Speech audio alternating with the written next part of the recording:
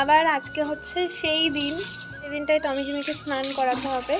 আর টমি আমাদের খুব শান্ত ছেলে, ও দেখেও চুপ করে বসে আছে, স্নান করে দেবে। কিন্তু জিমি যেই বুঝতে পেরেছে যে জিমিকে এবার বাবার সব কিছু রেডি করছে, যে জিমিকে এবার স্নান করাবে, জিমি সেটা বুঝে গেছে যে আমাকে তো এবার স্নান করাতে টেনে হিঁচড়ে নিয়ে যাবে। জিমি এবার কোথায় গিয়ে বসে আছে আমি দেখাচ্ছি। কি রে, স্নান করবি তো?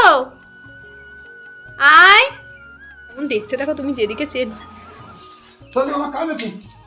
কোথায় পালাচ্ছিস? কোথায় পালিয়ে যাচ্ছিস তুই? চল আয়।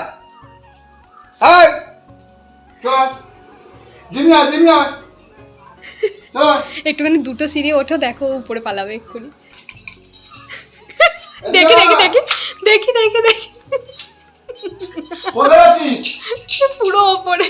স্নান করতে এত ভয় পায়, বিশেষ করে জিমি ভীষণ ভয় পায়। আর আমি যদি দেখাতে পারি, আজকে মা নেই, আমি আর বাপি মিলেই স্নানটা করাবো, আমি যদি দেখাতে পারি অবশ্যই দেখাবো যে ও স্নান করার সময় কি করে।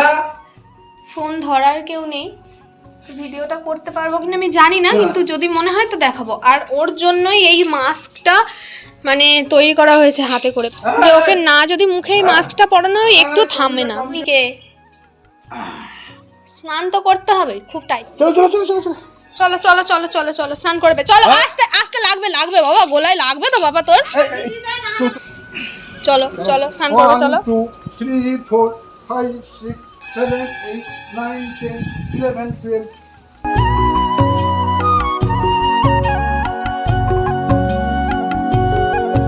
বাড়িতে বাচ্চা ছেলে থাকলে যেরকম ভাবে ট্রিট করা হয়, আস্তে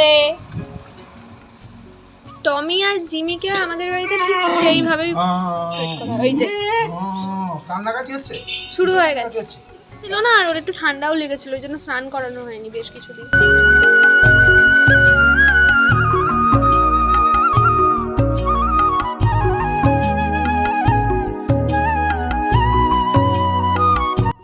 নাকি কেটে দেখ। মামা এদিকেই গেট দিয়ে দাও। এ জিমি, ধরে নিয়ে যাওয়া হচ্ছে, স্নান করবে, এতক্ষণ দৌড় করিয়েছে সবাইকে।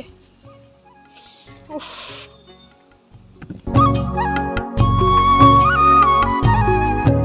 তুই মাখিস 300 টাকা দামের শ্যাম্পু, হ্যাঁ 355 টাকা দাম। আমি কি মাখি 1 টাকা দামের শ্যাম্পু? বল কার দাম বেশি?